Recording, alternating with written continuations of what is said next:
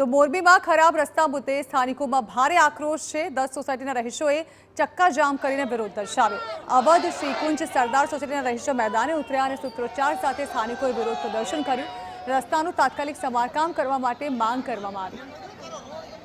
કહું છું આયા કણે આ રસ્તાની એટલી બધી હાલાકી છે, માણસોને ચાલવું હોય તો એટલી બધી તકલીફ પડે છે। પહેલા તો આ પ્રશાસન છે કે આ બધા શોપ વાળાના એના બોર્ડ ઉતારે છે, ડિમોલેશન કરે છે, એ બધી કાંઈ કરવાની જરૂર નથી। પહેલા રોડ રસ્તા સાફ કરો પછી ડિમોલેશન કરો। 5 વર્ષથી આવી જ હાલત છે।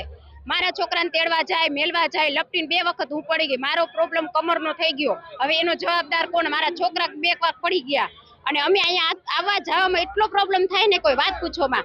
અને આ નાની કેનાલ વાળો રોડ અને જે આ છાત્રાલય વાળો રોડ અહીંયા કણે એટલું ભીષણથી તે ઉપરનું પાણી એટલું ભરાઈ જાય કે વાત પૂછોમાં।